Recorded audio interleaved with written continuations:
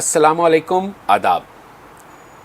नाजरीन, जैसा कि आपने गुफ्तगू मुलाहिज़ा की और गुफ्तगू का ये सिलसिला जारी व सारी है चाय खाना की खुसूसी सीरीज़ के तहत, जिसमें हम गुफ्तगू कर रहे हैं ऐसे तख्लीक़कारों से जिनका ताल्लुक़ इस्लामाबाद और लाहौर से है।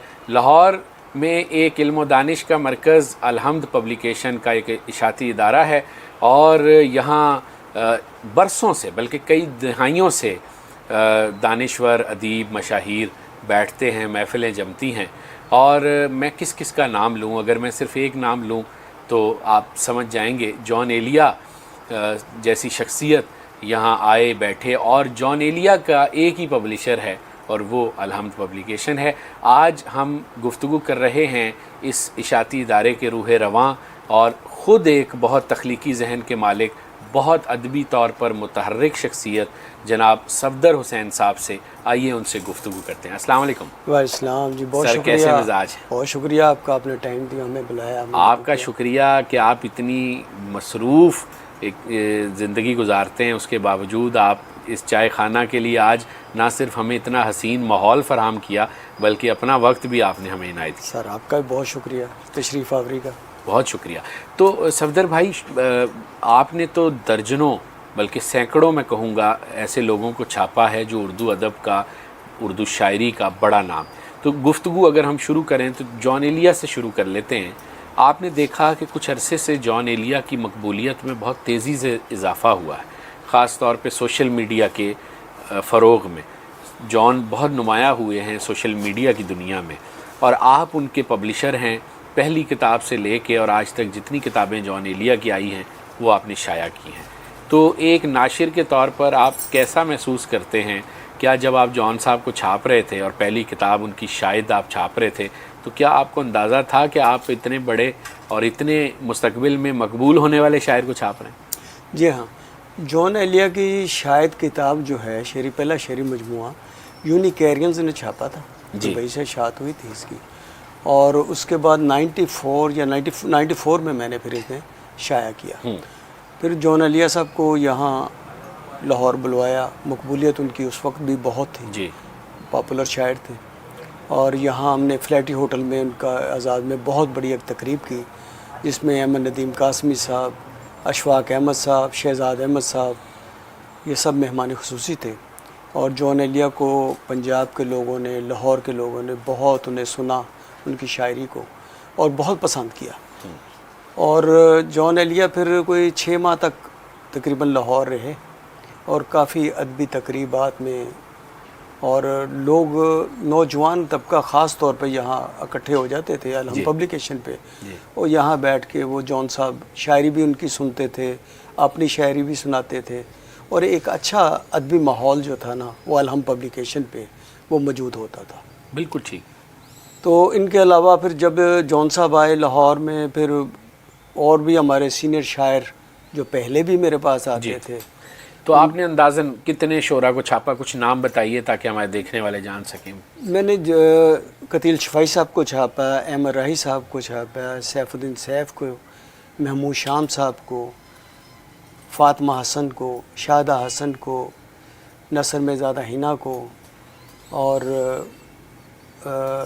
ख्वाजा ज़करिया साहब को, रियाज साहब को, डॉक्टर अमजद तुफ़ैल को, अब मिर्ज़ा अतर बेग साहब को, उनके नावल छाप रहे हैं।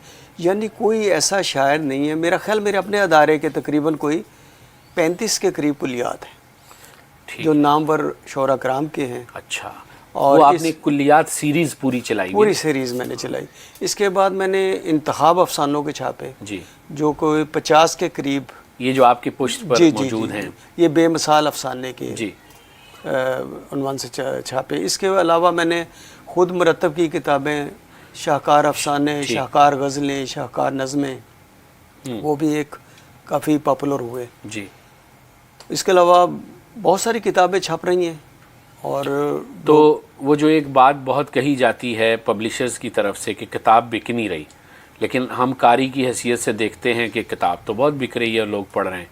तो आपकी आजकल क्या ओपिनियन है इस पर? नहीं, ये तो अपनी उनकी राय है। किताब, अच्छी किताब अब भी सेल होती है, ठीक, बहुत अच्छी सेल होती है। और अच्छा राइटर हो, किताब अच्छी खूबसूरत बनाई हो, सेल होती है। اب آن لائن پہ سسٹم چلا گیا, آن لائن سارے منگوا رہے ہیں, آن لائن پہ ساری سیل ہو رہی ہیں, اور اچھی کتاب تو ساری بکتی ہیں. یہ کہنا غلط ہے کہ کتاب نہیں, کتاب کا پڑھنے کا ایک اپنا مزاج, اپنا مزہ ہے. پورے پاکستان میں کتاب نکل رہی ہیں. پھر فارن سے جو کتابیں آتی ہیں چھپنے کے لیے, جو اردو ادب کے وہاں لکھنے والے ہیں, بہت کتابیں چھپ کے جا رہی ہیں یہاں سے باہر کے ملکوں میں جہاں اردو پڑھی جا رہی ہے, اور ہم اسے شائع کر رہے ہیں. کتابوں کا مستقبل روشن ہے. یہ ایسی اپنی طرف سے ایک بنائی ہوئی ہے بات, ہماری طرف وہاں سے تو سیل ہو رہی ہے. بالکل ٹھیک, بڑی مثبت بات کی آپ نے, اور خوشی ہو رہی ہے میں یہ جان کر کہ آپ اس کا اعتراف کر رہے ہیں, جو کہ عموماً نہیں کیا جاتا ناشرین کی طرف سے.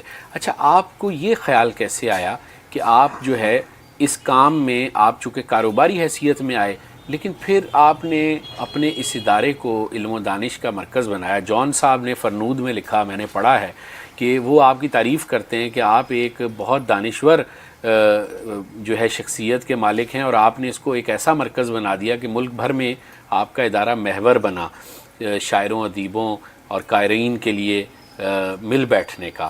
تو جب کہ لاہور ایک ایسا شہر ہے جہاں بہت محفلیں ہوتی ہیں, ہوتی رہیں, لیکن ہم دیکھتے ہیں کہ چیزیں ماند پڑ رہی ہیں, بہت ساری ماند پڑ رہی ہیں. تو ایسے میں ایک کاروباری ادارے کے ساتھ ساتھ ثقافتی مرکز بنانے کا خیال کیسے آیا, اور پھر اس کو برقرار کیسے رکھا؟ کیونکہ ہم تو سنتے ہیں کہ شاعروں ادیبوں کی آپس میں بنتی نہیں ہے, ایک جگہ مل کے بیٹھتے نہیں ہیں. تو یہ کون سا جادو آپ نے پھونکا کہ یہ آج تک کئی دہائیاں گزر گئیں اور یہ مل بیٹھنے کا سلسلہ جاری ہے؟ مجھے کہانیاں پڑھنے کا بہت شوق تھا. ٹھیک. کہانیاں بچوں کی پڑھتے پڑھتے جیسے جیسے میں بڑا ہوتا گیا, نسیم حجازی پڑھنا, رضیہ بٹ پڑھنا, سلمیٰ کنول پڑھنا, پڑھتے پڑھتے آہستہ آہستہ میں تاریخی کتابیں پڑھنا شروع کی. پھر مجھے شوق ہوا کہ میں کتابیں خود تیار کروں. پھر اشاعتی اداروں سے منسلک رہا. پھر میں نے 90 میں اپنا ادارہ بنایا. اور یہاں جو زیادہ ہمارے رائٹرز حضرات جو آتے تھے ان کی محبت ہے, میں بڑا احترام کرتا ہوں, بڑے احترام سے بھی ان کا ذکر بھی کرتا ہوں. مثلا شہزاد احمد, قتیل شفائی, احمد راہی, ظہیر کشمیری, محمود شام صاحب, پھر جان علیہ کے جیسے آپ نے ذکر کیا, مرتضیٰ برلا صاحب, منیر نیازی صاحب, انتظار حسین, مرزا عطر بیگ صاحب, یہ سب, مسعود اشر صاحب, انہوں نے مجھے بہت محبت دی اور میرے پاس چلے آتے تھے. میں ان کے استقبال بھی کرتا تھا, ان سے بیٹھ کے گفتگو بھی کرتا تھا. میں نے ان سے بہت کچھ سیکھا. آج یہ جو میں دبستان سجائے بیٹھا ہوں, یہ ان کی آراء اس میں شامل ہیں کہ یہ چیز کو چھاپیں, آپ اس چیز کو تیار کریں, آپ اس چیز کو تیار کریں. وہ ذمہ داری بھی لیتے تھے, مجھے تیار کر کے بھی دیتے تھے. میرا کام بھی چلتا رہا, ان کا بھی کام چلتا رہا. اور میں خوش قسمت ہوں کہ رائٹرز حضرات نے, سینئرز نے خاص طور پہ میرے ساتھ بڑی محبت کی. صحیح. اور ہم نے اس تعاون کو میں بھلا نہ سکوں گا کبھی بھی. تو یہ دبستان جو بنا ہے, یہ جو میں نے نام لیے ہیں, ان کی مہربانی سے یہ آگے چلا ہے سلسلہ. تو آپ نے اتنے ادیبوں, شاعروں, رائٹروں, قلم کاروں سے مراسم رہے آپ کے, اور ملاقاتیں, اور تو آپ اپنی یادداشتیں کیوں نہیں لکھتے کہ آپ وہ سارے ادوار رقم کریں جو آپ نے اپنی آنکھوں سے دیکھے؟ خرم بھائی, آپ کی بات صحیح. کافی دوستوں نے مجھے کہا بھی ہے کہ آپ لکھیں. مثلا ایک صاحب آئے, انہوں نے کہا جی وہ قتیل شفائی صاحب کا جو عشق چل رہا تھا انڈیا میں لاسٹ ان کی ایج میں, جو تو اس پہ آپ لکھیں, کیونکہ وہ آپ اس کے یعنی شاہد ہیں. آپ کے پاس ہی وہ ٹیلیکس آتی تھی, آپ کے پاس ہی ٹیلی فون آتا تھا وہ خاتون کا, اور آپ کے پاس ہی سارے وہ ان کے ڈاکومنٹس بھی تھے, لیٹر ویٹر آتے تھے, تو آپ ذکر کریں. پھر اسی طرح اظہر جوید صاحب کے بارے میں کہتے ہیں, آپ ان کا ذکر کریں. تو کچھ دوستوں کے بارے میں نے لکھا کچھ میگزین میں, ان کی شخصیت کے حوالے سے جو میرے ساتھ ان کا وقت گزرا, لوگوں نے پسند بھی کیا ہے. تو انشاءاللہ اللہ نے وقت دیا تو ضرور اس طرف آؤں گا. اور جو اب میری جو کوشش ہوگی, میں اپنا الحمد رائٹرز فورم جو ہے, جو جس میں ہم نے بہت تقریبات کی تھی, اس کو میں دوبارہ فعال کرنا چاہ رہا ہوں کہ دوبارہ اسے دیکھوں, اور دوسرے شہروں سے آئے ہوئے جو ہمارے شعراء کرام ہیں, مصنفین ہیں, ان کے ساتھ اسی طرح نشستیں کی جائیں جس طرح پہلے ماضی میں الحمد رائٹرز فورم کا ایک نام تھا. ہر بندہ چاہتا تھا کہ ہم اس فورم سے کوئی نہ کوئی تقریب کریں. تو میری کوشش ہوگی آنے والے وقت میں کہ میں اسے جلدی اس کو دوبارہ فعال کروں. صحیح. آپ کے ادارے سے شجر حیات ناول چھپا, ریاض احمد صاحب کا، ان سے ہم نے گفتگو کی ابھی، تو انہوں نے جیسا کہ ان کی گفتگو میں بھی آیا اور میں آپ سے بھی پوچھنا چاہتا ہوں کہ آپ نے ایک ادبی رسالے کو چھاپنے کی ذمہ داری بھی قبول کی، اور استعارہ کے نام سے آپ کے ادارے سے وہ رسالہ چھپتا ہے جس کے مدیران ڈاکٹر امجد طفیل اور ریاض احمد صاحب ہیں. تو یہ خیال کیسے آپ کو آیا؟ کیونکہ اب تو ایسا لگ رہا ہے کہ ادبی رسائل کا دور ختم ہو رہا ہے. خرم سہیل، یہ پہلے میں نے ادب دوست کے نام سے اے جی جوش کے ساتھ، احمد عقیل روبی کے ساتھ مل کے ہم نے ایک میگزین نکالا ادب دوست کے حوالے سے، اور ادبی حلقوں میں کافی پاپولر ہوا. جی. جوش صاحب کے فوت ہونے کے بعد پھر وہ سلسلہ نہ چل سکا، کچھ روز ان کے بچوں نے چلایا. جی. اس کے بعد مجھے خیال آیا کہ نہیں، ہم اپنا میگزین ایک بناتے ہیں. ڈاکٹر امجد طفیل صاحب، ریاض احمد صاحب، عقیل اختر صاحب، ہم نے بیٹھ کے ایک میٹنگ کی، اور اس کے بعد ہم نے لاہور سے ایک استعارہ کے نام سے ادبی پرچہ شائع کیا. جی. اس کے ساتھ ساتھ میں نے دبستان کے نام سے، جی. جس کے مدیر اعزازی ہیں مرتضیٰ برلاس صاحب ہیں، عباس تابش صاحب ہیں، رحمان فارس صاحب ہیں، ان کے ساتھ مل کے ہم نے دبستان، شکیل جاذب صاحب بھی ہیں، ہم نے دبستان کے نام سے نا ایک میگزین. یہ دونوں میگزین جو سہماہی ہیں، دونوں یہاں سے نکل رہے ہیں، اور ماشاءاللہ ادبی حلقوں میں کافی پذیرائی بھی ملی ہے اور پسند بھی کیا جا رہا ہے. جی. میری کوشش ہوگی یہ دونوں میگزین جو ہیں یہ ہمارے ادارے سے اسی طرح چلتے رہیں، اور ایک جتنی بھی ادبی حوالے سے ایک ادب کی خدمت کہہ لیں، اور ہمارا کام بھی چلتا رہے، نئے نئے لوگ متعارف ہوتے رہے، نئے نئے لوگوں کو الہم پبلیکیشن پہ آنا جانا بھی آنا جانا بھی رہے. تو اس حوالے سے میری کوشش ہوگی یہ میگزین دونوں چلتے رہیں. بالکل ٹھیک ہے.